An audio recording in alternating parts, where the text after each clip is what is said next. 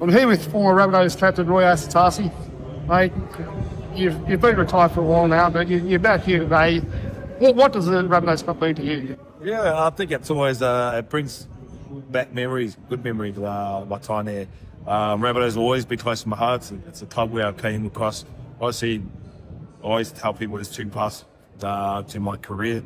Early on at the Dogs was as a young me, just wanted to have fun, party, enjoy it. There was no sense and no responsibilities, I guess. And when it came to the Rabbitohs, that was a period throughout my career I was starting to mature with. It took a bit more of a role, so it meant a lot more to me because it was almost like a family. So I had to look after. There's a new crop of boys that are coming through that started the South Sydney dynasty they were trying to create, and Russell Crowe, hopes taking over. So it was interesting. It was new to me too because it was the first time I took on a leadership role. So that's why I will always play a big part because a lot of my stuff that my career started, during my time there, and also being a South Sydney player and a captain, who also took my role to being a captain for our country also. Well, you were seen as the first one to jump ship and join South, but we couldn't get anyone over. That would have been a huge deal for you. You were the first one. Well, very hard for you, but you did it, and you never back.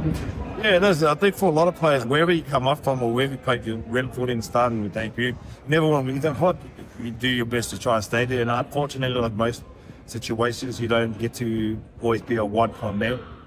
So when my time arose in 2007 and up to now, I must have grown, obviously, took over the club and everything looked awesome. It was just, obviously the club was struggling at that time to that point, and then I also had some really good mates, David Kidwell and Martin Wagner, who I got to spend a lot of time in the Four Nations when we had chance for New Zealand.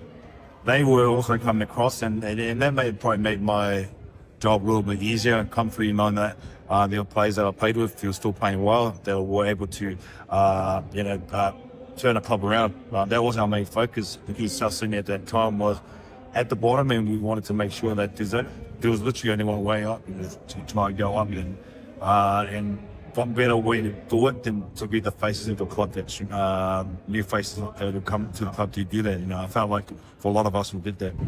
Well, you retired at the end of 2013, 2014 within the premiership. Without guys like you jumping over, we wouldn't have got there. It was certainly a huge part of that, even though you were in the side for that season. It was certainly a huge part. Yeah, well, it was disappointing, but then, that's where the league, some players go play the game without even getting the premiership.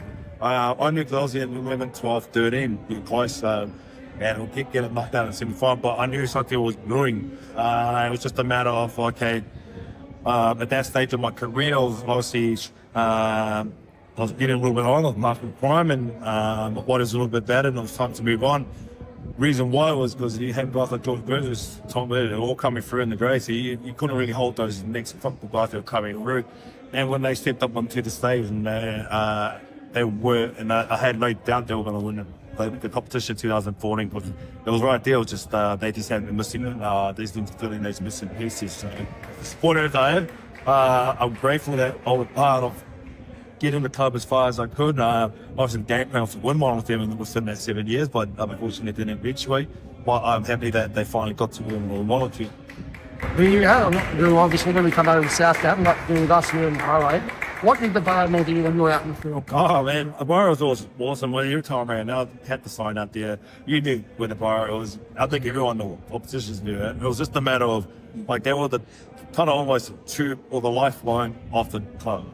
Without them, do or die regardless, win or lose, or losing bad, and whatever, they stuck behind you, through all the trenches, and that's what made us, turn up in the league as players, as South Sydney players, and I'm sure the players even now are doing the things at 17, 19, they can't. It's not, sometimes when you play for a team, it's not only representing yourself, we also representing those that are cheering you on the sideline, because they're the ones that turn up, rain, hail, shine, all fun, lightning. They're still out there. Thank you for your time, Roy. We really appreciate it. And, mate, it was great to see you back here, and certainly get you down to Burrow one day and experience that first from the other side of the fence. Yeah, definitely. I'll definitely like to get to Burrow and see what's going on there. All right, cool. Thanks for having us. Thanks, Roy.